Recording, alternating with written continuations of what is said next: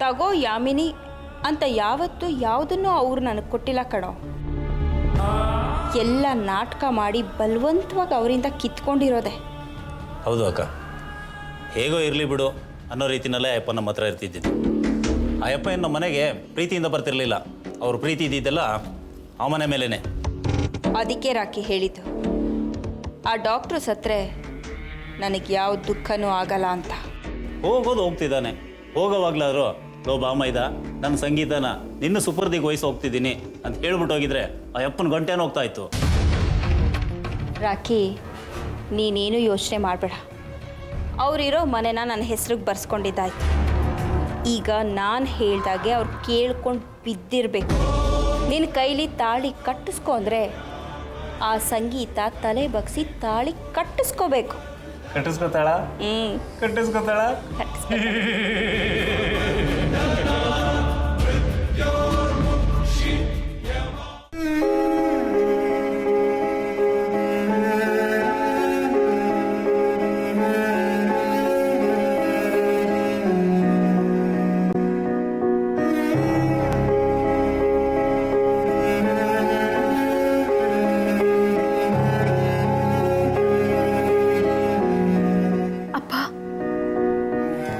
ಬೇಗ ಹುಷಾರಾಗಬೇಕು ಅಪ್ಪ.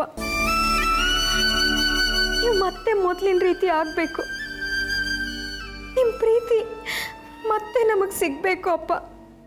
ದೇವ್ರೆ ಅಪ್ಪ.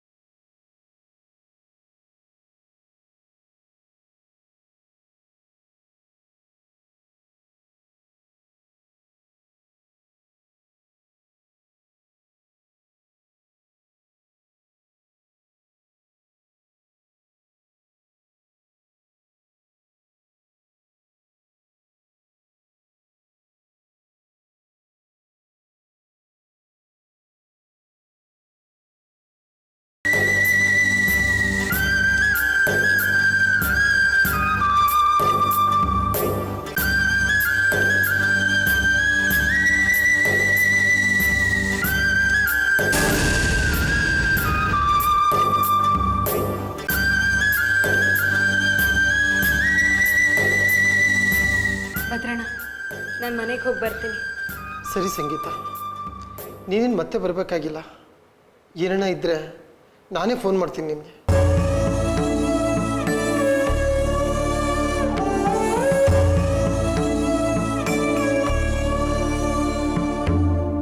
ಆ ದೇವರು ನೀನು ಈ ರೀತಿ ಅನ್ಯಾಯ ಮಾಡಬಾರ್ದಾಗಿತ್ತು ಸಂಗೀತ.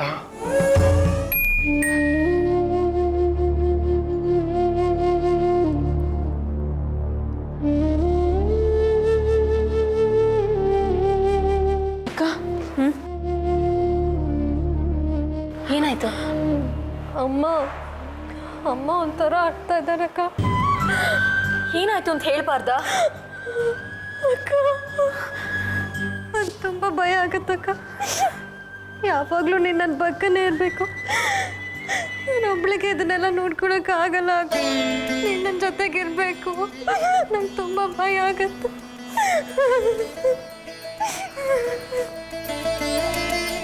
ಸೀತು, ನಮ್ಮೆಲ್ಲರಿಗಿಂತ ಧೈರ್ಯವಂತೆ ನೀನು. ನೀನೇ ಈ ರೀತಿ ಆದರೆ ಹೇಗೆ ಹೇಳು? ಇಲ್ಲ ಅಕ್ಕ, ಇದನ್ನೆಲ್ಲ ನೋಡೋ ಶಕ್ತಿ ನನಗಿಲ್ಲ. ಅಷ್ಟೊಂದು ಧೈರ್ಯ ನನಗಿಲ್ಲ ಅಕ್ಕ. ಸಮಾಧಾನ ಮಾಡ್ಕೊಮ್ಮ. ಅಮ್ಮ ಏನಂದ್ರು?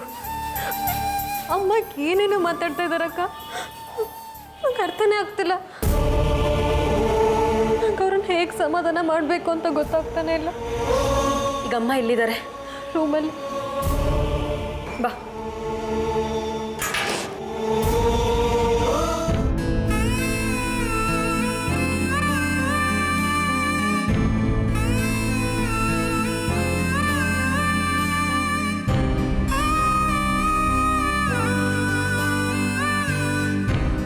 ದೊಡ್ಡಮ್ಮ. ಸಂಗೀತ, ಬೆಳಿಗ್ಗೆಯಿಂದ ಉಪವಾಸ ಇದ್ದಾಳೆ ಕಡೆ. ಎಷ್ಟೇ ಬಲವಂತ ಮಾಡಿದ್ರು ಏನು ತಿನ್ನೋದಕ್ಕೆ ಒಪ್ಕೋತಾ ಇಲ್ಲ. ಏನೇನೋ ಮಾತಾಡ್ತಿದ್ದಾಳೆ. ನೀವು ಗಾಬರಿ ಆಗಬೇಡಿ ದೊಡ್ಡಮ್ಮ. ಅಮ್ಮ ಅಪ್ಪನ ತುಂಬ ಹಚ್ಕೊಂಡ್ಬಿಟ್ಟಿದ್ದಾರೆ. ಅಪ್ಪಂಗೆ ಈ ರೀತಿ ಆಗುತ್ತೆ ಅಂತ ಅಮ್ಮ ಕನಸಿನಲ್ಲೂ ಅನ್ಕೊಂಡಿರಲ್ಲ. ಥೂ, ಆ ಶಾಕಿಂದ ಆ ರೀತಿಯೆಲ್ಲ ಮಾತಾಡಿದಾರಷ್ಟೆ. ನಂದಿನಿ, ಹೋಗಮ್ಮ, ಊಟ ತಗೊಂಡ್ ಬಾ.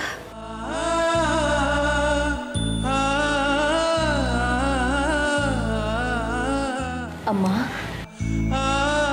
ಅಮ್ಮ, ನೋಡು ಶಾರದಾ, ಯಾರು ಬಂದಿದ್ದಾರೆ ನೋಡಲ್ಲ. ಸಂಗೀತ, ಅಪ್ಪ ನೋಡಿದ್ಯಾ? ಅಪ್ಪ ಚೆನ್ನಾಗಿದ್ದಾರಾ? ಡಾಕ್ಟ್ರ್ ಏನು ಹೇಳಿದ್ರು? ಆದಷ್ಟು ಬೇಗ ಹುಷಾರಾಗ್ತಾರೆ, ಬೇಗ ಮನೆಗೆ ಬರ್ತಾರೆ ಅಂತ ಹೇಳಿದ್ರು. ಬೇಗ ಬರ್ತಾರಾ? ಅಮ್ಮ, ನೀನು ಟೆನ್ಷನ್ ಮಾಡ್ಕೋಬೇಡ ಅಮ್ಮ. ಬೇಗ ಬರ್ತಾರಲ್ಲ ಕಂದ. ದೊಡ್ಡಮ್ಮ ಹೇಳಿದ್ರು ಬೆಳಗ್ಗೆಯಿಂದ ಏನೂ ತಿದ್ದಿಲ್ವಂತ. ಅಲ್ಲಮ್ಮ, ನೀನು ಈ ಥರ ಉಪವಾಸ ಇದೆಯಾ ಅಂತ ಅಪ್ಪಂಗೆ ಗೊತ್ತಾದರೆ ಅಪ್ಪನ ಮನ್ಸಿಗೆ ನೋವಾಗುತ್ತೆ ತಾನೆ. ಅಪ್ಪನ ಮನ್ಸಿಗೆ ನೋವಾಗೋದು ನಿಂಗೆ ಇಷ್ಟ ಇಲ್ಲ ಅಲ್ವಾ? ಊಟ ಮಾಡ್ತೀಯಲ್ಲ? ಊಟ ಮಾಡ್ತೀನಿ. ಅವ್ರು ಬೇಜಾರು ಮಾಡ್ಕೋತಾರಲ್ಲ, ನಾನು ಊಟ ಮಾಡ್ತೀನಿ.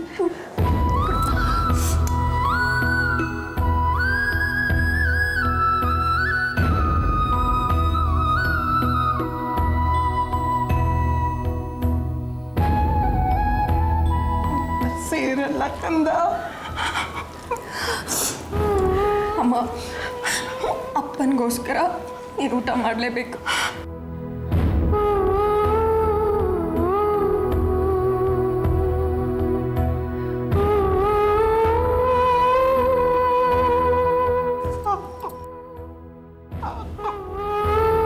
ಆಮೇಲೆ ಮಾಡ್ತೀಯಾ? ಈಗ ಸದ್ಯ ಸಾಕು.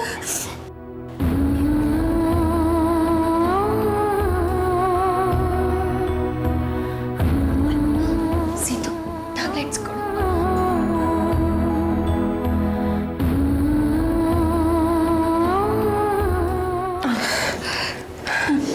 ಅವ್ರು ಚೆನ್ನಾಗಿದ್ದಾರಲ್ಲ? ಅಮ್ಮ, ನಾನು ನೋಡ್ಕೊಂಡು ಬಂದಿ ಅಂತ ಹೇಳ್ತಿಲ್ವಾ? ಅಮ್ಮ ಅಮ್ಮ,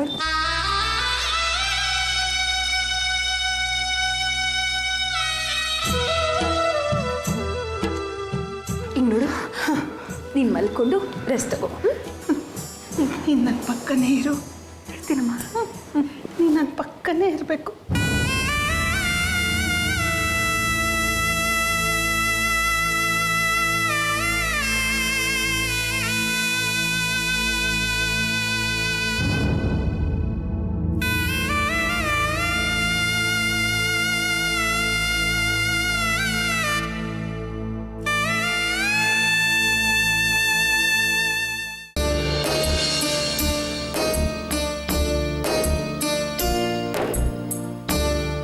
ಸರಸ್ವತಿ, ಸರಸ್ವತಿ,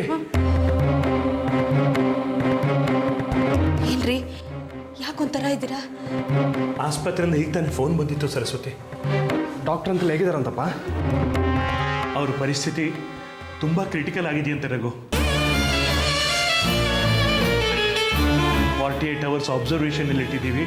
ಈಗಲೇ ಏನು ಹೇಳೋಕ್ಕಾಗಲ್ಲ ಅಂತ ಹೇಳಿದಾರಂತೆ.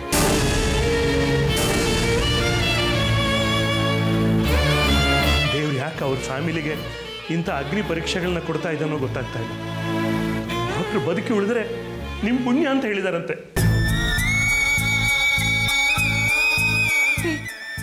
ಯಾಕ್ರಿ ಹೀಗೆಲ್ಲ ಆಗ್ತಾ ಇದೆ? ಪಾಪ ಸಂಗೀತ, ಶಾರದಾ, ಸಿತಾರ ಎಷ್ಟು ನೊಂದ್ಕೊಂಡಿದ್ದಾರೋ ಏನೋ,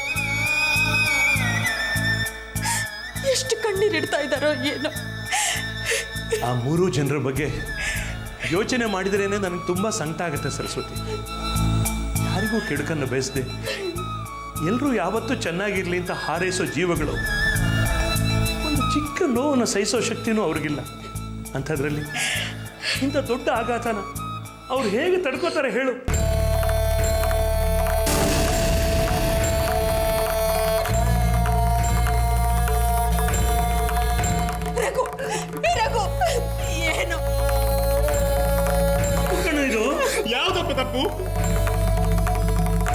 ಅಮಾಯಕರಿಗೆ ಕಷ್ಟದ ಮೇಲೆ ಕಷ್ಟ ಕೊಡ್ತಾ ಇಲ್ಲ ದೇವರು, ಅವನು ಪೂಜೆ ಮಾಡೋ ತಪ್ಪು. ಪಾಪಿಗಳು, ಮೋಸಗಾರರು, ನೀಚರು ಈ ಪ್ರಪಂಚದಲ್ಲಿ ಸುಖವಾಗಿ ಸಂತೋಷವಾಗಿ ಬದುಕ್ತಾ ಇದ್ದಾರೆ. ಅಂಥವ್ರಿಗೆ ಶಿಕ್ಷೆ ಕೊಡ್ದಿರೋ ಆ ದೇವರು ಅಮಾಯಕರ ಎದೆ ಮೇಲೆ ಕಾಲೂರಿ ನಿಂತಿದ್ದಾನಲ್ಲ, ಅದು ತಪ್ಪಲ್ವಾ? ಅದಕ್ಕೆ ಇನ್ನು ಮುಂದೆ ನಮ್ಮನೇಲಿ ಯಾವ ಪೂಜೆ ನಡಿ ಕೂಡುದು.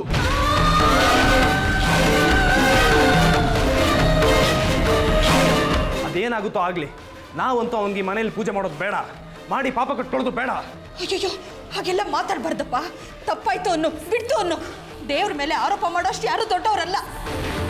ಕಷ್ಟ ಬಂತು ಅಂತ ದೇವರ ವಿರುದ್ಧನೇ ತಿರುಗಿ ಬೀಳಬಾರ್ದು ರಘು. ಪಾಪ ಮಾಡಿರೋ ಪ್ರತಿಯೊಬ್ಬರು ಈ ಜನ್ಮದಲ್ಲೇ ಶಿಕ್ಷೆ ಅನುಭವಿಸೋ ಹಾಗೆ, ಯಾವುದೇ ತಪ್ಪು ಮಾಡದೆ ಶಿಕ್ಷೆ ಅನುಭವಿಸೋ ಅಮಾಯಕರು ಕೂಡ ಈ ಜನ್ಮದಲ್ಲೇ ಒಳ್ಳೆ ಪ್ರತಿಫಲನೂ ಪಡಿತಾರೆ. ಆ ದೇವರು ಒಳ್ಳೆಯವ್ರಿಗೆ ಅಗ್ನಿ ಪರೀಕ್ಷೆಗಳನ್ನ ಕೊಟ್ಟು ತಾಳ್ಮೆ ಸಹನೆನ ಪರೀಕ್ಷಿಸ್ತಾನೆ ಕಣೋ. ಆದರೆ ನಾವು ಅದನ್ನು ಸಂಯಮದಿಂದ ತಾಳ್ಮೆಯಿಂದ ಎದುರಿಸೋ ಶಕ್ತಿ ತಗೋಬೇಕು. ಆಗಲೇ ಅವನ ಕೃಪಾ ಕಟಾಕ್ಷ ನಮ್ಮ ಮೇಲಿರೋದು. ರಘು, ನೀನು ಇನ್ನು ಮುಂದೆ ಯಾವತ್ತೂ ಈ ರೀತಿ ತಾಳ್ಮೆ ಕಳ್ಕೋಬಾರ್ದು, ಗೊತ್ತಾಯ್ತಾ?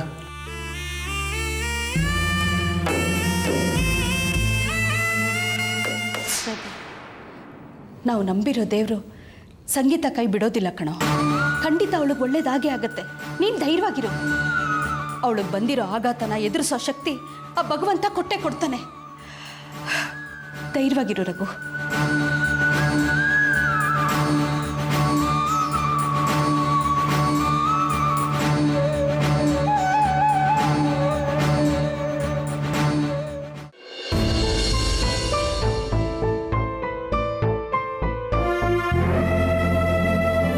ಇಲ್ಲಿ ಯಾಮಿನಿ ಅಂದ್ರೆ ಯಾರು?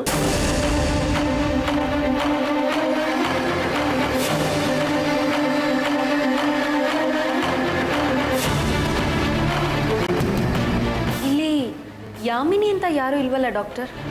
ಮತ್ತೆ ನಂದಕುಮಾರ್ ಅವರು ಯಾಮಿನಿ ಅಂತ ಕನ್ವರ್ಸ್ತಾ ಇದ್ರಲ್ಲ? ಡ್ಯಾಡಿಗೆ ಪ್ರಜ್ಞೆ ಬಂತ ಡಾಕ್ಟರ್? ಹೌದು, ಪ್ರಜ್ಞೆ ಬಂದಿದೆ.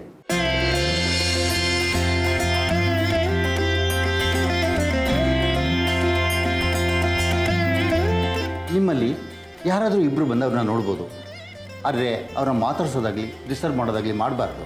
ಸರಿ ಡಾಕ್ಟರ್, ನಾನು ಅಮ್ಮ ಇಬ್ಬರು ಬರ್ತೀವಿ. ಬನ್ನಿ.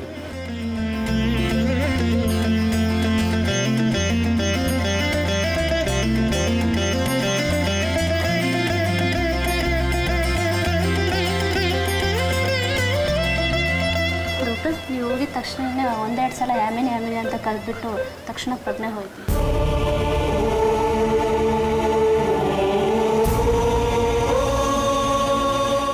ನೀವು ಹೋಗಿ ಇಂಜೆಕ್ಷನ್ ರೆಡಿ ಮಾಡ್ಕೊಂಡ್ಬನ್ನಿ.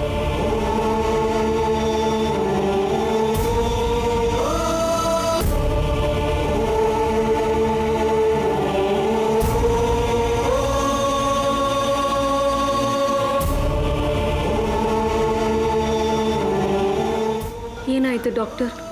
ಅವ್ರಿಗೆ ಪ್ರಜ್ಞೆ ಬಂದು ಮತ್ತೆ ಪ್ರಜ್ಞೆ ತಪ್ಪಿದ್ದಾರೆ. ನಾನೊಂದು ಇಂಜೆಕ್ಷನ್ ಕೊಡಬೇಕಾಗಿದೆ. ನೀವು ಒಂದು 5 ನಿಮಿಷ ಹೊರಗಡೆ ಇರಿ.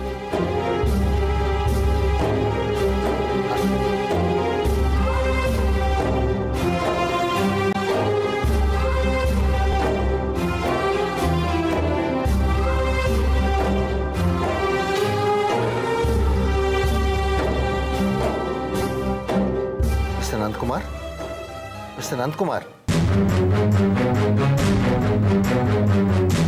ಮಮ್ಮಿ, ಡ್ಯಾಡಿ ಹೇಗಿದ್ದಾರೆ? ಮಾತಾಡಿದ್ರಾ? ಚೆನ್ನಾಗಿದ್ದಾರೆ ತಾನೇ? ನಾನು ಹೋಗಿ ಮಾತಾಡ್ಕೊಂಡು ಬರಲಾ?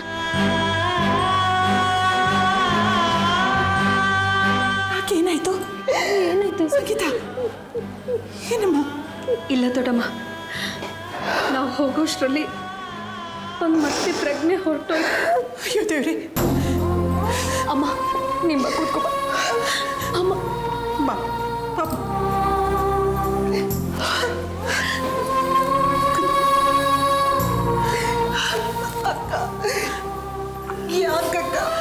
ಯಾಕಕ್ಕ ದೇವ್ರು ಹೀಗೆ ಪರೀಕ್ಷೆ ಮಾಡ್ತಾ ಇದ್ದಾನೆ? ನನ್ನ ಕಣ್ಣು ನೋಡಕ್ಕಾಗ್ತಾ ಇಲ್ಲ ಅಕ್ಕ. ಇನ್ನು ಎಷ್ಟು ದಿನ ಅಕ್ಕ? ಇನ್ನು ಎಷ್ಟು ದಿನ? ಏನಾಗಲ್ಲ, ಸುಮ್ಮನೆ. ಅಯ್ಯೋ, ಏನೂ ಆಗಲ್ಲ. ನೋಡು, ನೀನು ಯಾವತ್ತೂ ಯಾರಿಗೂ ಕೆಟ್ಟತನ ಬಯಸ್ತೋಡೆ ಅಲ್ಲ. ಆ ದೇವರು ನಿನ್ಗೆ ಅನ್ಯಾಯ ಮಾಡಲ್ಲ ಕಡೆ. ಖಂಡಿತ ನಿನ್ನ ಗಂಡ ಹುಷಾರಾಗ್ತಾರೆ. ಇಲ್ಲಕ್ಕ, ಅವರೇ ಬರೋದು, ನನಗಾದ್ರೂ ಬರ್ಲಕ್ಕ. ಅವ್ರ ಸತ್ಯ ನೋಡಕ್ಕೆ ಆಗ್ತಾ ಇಲ್ಲಕ್ಕ, ನನ್ನ ಕೈಲಿ ಆಗ್ತಾ ಇಲ್ಲ. ಬೇಡ ಕಡೆ, ಹೀಗೆಲ್ಲ ಮಾತಾಡ್ಬೇಡ್ವೆ. ನೋಡಲ್ಲಿ ನಿನ್ನ ಮಕ್ಕಳೆರಡು ಯಾಕೆ ಕಂಗಾಲಾಗ್ಬಿಟ್ಟಿವೆ? ಯಾಕೆ ಹೀಗೆಲ್ಲ ಮಾತಾಡ್ತೀಯ ನೀನು? ಅಲ್ಲಕ್ಕ, ಅವ್ರಿಗೆ ಏನಾದ್ರೂ ಆಗ್ಬಿಟ್ರೆ ನನಗೆ, ನನ್ನ ಮಕ್ಕಳಿಗೆ ಯಾರಕ್ಕ ದಿಕ್ಕು? ಬಿಡ್ತು ಹುಚ್ಚಿ, ಆ ಥರ ಎಲ್ಲ ಮಾತಾಡ್ತಾರೆ. ನೋಡ್ರಿ ಇಲ್ಲಿ ಉಳ್ಳ ಯಾಕೆ ಹೀಗೆಲ್ಲ ಮಾತಾಡ್ತೀಯ?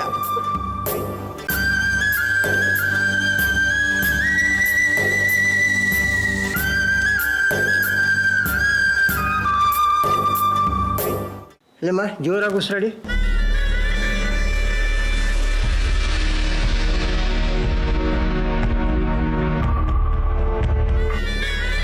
ಮೇಲೆ ನೋಡಿಪ್ಪ.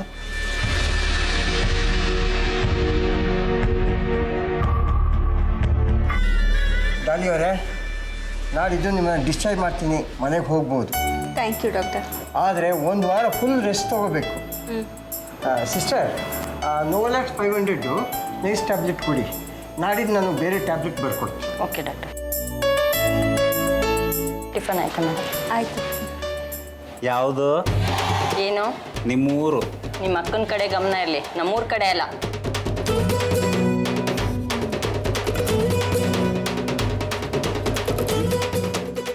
ಅಂತ ಅವಳೆ. ಥೂ ನಿನ್ನ, ಅವಳ ವಿಷಯ ಬಿಡು. ನಂದು ಬಗ್ಗೆ ಏನಾದರೂ ಗೊತ್ತಾಯ್ತಾ? ಆ ವಿಷಯ ಹೇಳೋಣ ಅಂತಲೇ ಬಂದೆ ಅಕ್ಕ. ಡಾಕ್ಟ್ರಿಗೆ ಪ್ರಜ್ಞೆ ಬಂದಿದೆಯಂತೆ. ಬಂದ ತಕ್ಷಣ ಯಾಮಿನಿ ಯಾಮಿನಿ ಅಂತ ಕನ್ವರ್ಸ್ತಿದ್ರಂತೆ. ಅಯ್ಯ, ಅವ ಹಿಂಗೆ ಯಾಕಾದರೂ ಪ್ರಜ್ಞೆ ಬಂತ? ಹೋಗ್ಲಿ ಬಿಡಕ್ಕ, ಅವ್ರ ಋಣನೂ ನಮ್ಮ ಮೇಲೆ ಅಷ್ಟೋ ಇಷ್ಟೋ ಇದೆಯಲ್ಲ. ರಾಕಿ, ನನ್ನ ಋಣನೂ ಆ ಅಪ್ಪನ ಮೇಲೆ ತುಂಬ ಇದೆ ಕಣೋ. ಬರೋದೆಲ್ಲ ಬಂದಾಗಿದೆಯಲ್ಲ, ಇನ್ನೇನಿದ್ರು ಟಾಟಾ ಬಾಯ್ ಬಾಯ್ ಹೇಳಿ ಕಳ್ಚ್ಕೋಬೇಕು, ಕಚ್ಕೋಬಾರ್ದು. ಅದು ಸರಿ. ಅಯ್ಯೋ ಪಾಪ ಅಂದರೆ ಆಯಸ್ ಕಮ್ಮಿ ಆಗುತ್ತೆ ಅಂತ ಅವರಲ್ಲೆಲ್ಲ ಮಾತಾಡ್ತಿದ್ರು. ಅಕ್ಕ, ಡಾಕ್ಟ್ರೀಗ ಯಾಮಿನಿ ಯಾಮಿನಿ ಅಂತ ಕನ್ವರ್ಸ್ಕೊಂಡಿದ್ದಾರೆ. ಈ ವಿಷಯ ತಿಳಿದ ಸಂಗೀತ ಯಾಮಿನಿ ಯಾರು ಅಂತ ತಲೆ ಕೆಡಿಸ್ಕೊಳ್ಳಲ್ವಾ? ತಲೆ ಕೆಡಿಸ್ಕೊಳ್ಳಿ ಬಿಡೋ. ಅಪರೂಪ ಇದ್ದಾಳೆ, ಡಾಲಿ ಇದ್ದಾಳೆ. ಈ ಯಾಮಿನಿ ಎಲ್ಲಿದ್ದಾಳೆ ಅಂತ ನಂದಕುಮಾರ್ ಏನು ಹೇಳೋದಿಲ್ವಲ್ಲ. ಅಂದಮೇಲೆ ನಾವ್ಯಾಕೆ ತಲೆ ಕೆಡಿಸ್ಕೋಬೇಕು? ಅಕಸ್ಮಾತ್ ಸಂಗೀತನೋ ಶಾರದಮ್ಮನೋ ನಿನ್ನ ನೋಡ್ಬಿಟ್ರೆ? ಅದೊಂದು ಕೆಲಸ ಆಗಬಾರ್ದು. ಅಕಸ್ಮಾತ್ ಆದರೂ ನೀನು ನನ್ನ ತಮ್ಮ ಅಂತ ಮಾತ್ರ ಗೊತ್ತಾಗಬಾರ್ದು. ಆ ಶಾರದಮ್ಮ ಅವ್ರು ನಮ್ಮ ಮನೆಗೆ ಬಂದಾಗ ನನ್ನ ನೋಡಿದಾರಲ್ಲ, ಅವ್ರೇನಾದ್ರು ನನ್ನ ನೋಡಿ ಏನಪ್ಪ ನೀನಿಲ್ಲ ಅಂದರೆ ನಾನೇನು ಉತ್ತರ ಕೊಡಲಿ? ಹೌದಲ್ವೇನೋ? ಹಾಗಾದರೆ ನಾವು ತುಂಬ ಹುಷಾರಾಗಿರಬೇಕು. ಯಾವುದೇ ಕಾರಣಕ್ಕೂ ನಾವು ಅವ್ರ ಕಣ್ಣಿಗೆ ಬೀಳಬಾರ್ದು. ಈ ಬ್ಯಾಂಡೇಜ್ ಒಂದು ದೂರ ಆದರೆ ಅಪರೂಪ ಆಗಿ ನಾನೇ ಎಂಟ್ರಿ ಕೊಡ್ತೀನಿ.